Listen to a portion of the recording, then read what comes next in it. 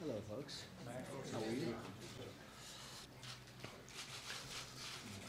Thank you very much, Mr. Vice President, Secretary Mattis, General Dunford, senior military leaders and distinguished guests. Thank you all for being here as we prepare to sign something that is extremely important, the National Defense Authorization Act. We're signing it into law. This historic legislation demonstrates our unwavering commitment to our men and women in uniform, the greatest fighting force in the history of the world, and we're making it a lot better than even that. Before we begin, I want to address the terrorist attack that took place yesterday in New York City and to praise the first responders, local police, and federal law enforcement for their quick action. They did an incredible job. There have now been 2 terrorist attacks in New York City in recent weeks carried out by foreign nationals here on green cards. The first attacker came through the visa lottery, and the second through chain migration. We're going to end both of them. The lottery system and chain migration. We're going to end them fast.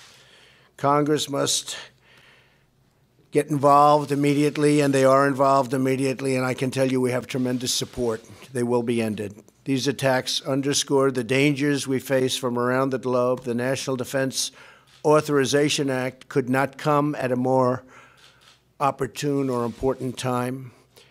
This legislation represents a momentous step toward rebuilding our military and securing the future for our children.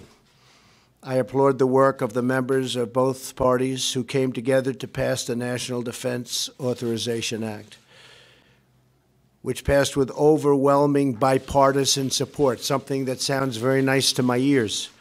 I especially want to thank Chairman Thornberry, who is here with us today, for his tireless efforts. Thank you, man. Thank you. It was a great job. Fantastic job.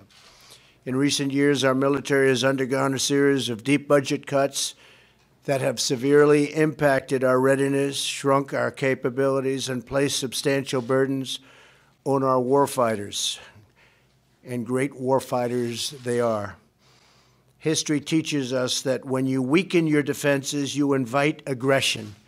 The best way to prevent conflict or of any kind is to be prepared and really be prepared. Only when the good are strong will peace prevail. Today, with the signing of this defense bill, we accelerate the process of fully restoring America's military might. I also want to thank Senator John McCain for the work he's done on this bill. He has fought very, very hard to make it just the way he wants it and that we all want it. This legislation will enhance our readiness, expand our modernize our forces, and help provide our service members with the tools that they need to fight and to win.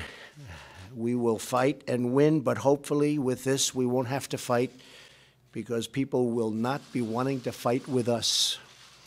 It authorizes funding for our continued campaign to obliterate ISIS. As you know, we've won in Syria, we've won in Iraq, but they spread to other areas, and we're getting them as fast as they spread. We've had more success with ISIS in the last 8 months than the entire previous administration has had during its entire term. It approves missile defense capabilities as we continue our campaign to create maximum pressure on the vile dictatorship in North Korea. We're working very diligently on that, building up forces. We'll see how it all turns out. It's a very bad situation, a situation that should have been handled long ago by other administrations. It upgrades our ground combat vehicles, allows for the purchase of new joint strike fighter aircraft, and paves the way for beautiful new Virginia-class submarines, the finest in the world.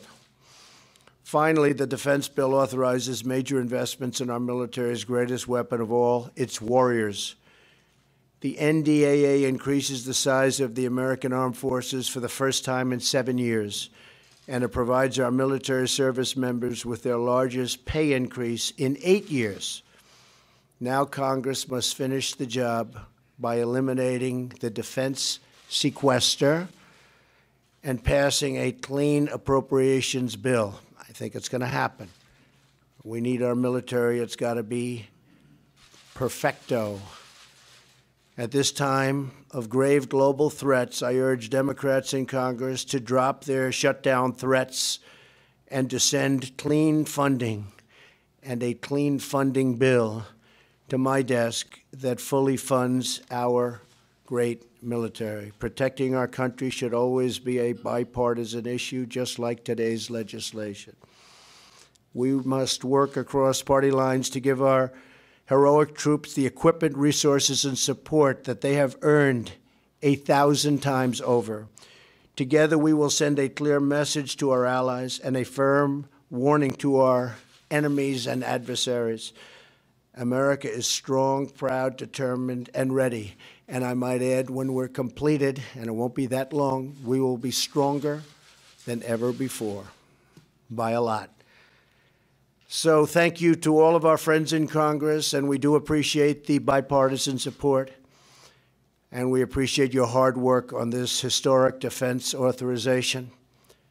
And thank you, most of all, to our brave warriors for standing watch over our country, our families, and our freedom. Brand new, beautiful equipment is on its way, the best you've ever had by far. We make the best in the world, and you're going to have it. God bless you, God bless our military, and God bless America. Thank you very much. Thank you.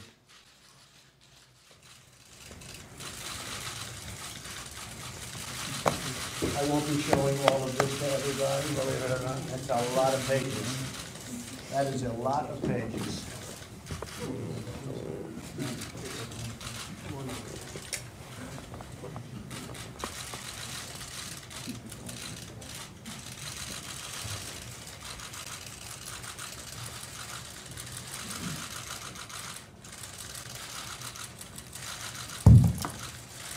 I think this deserves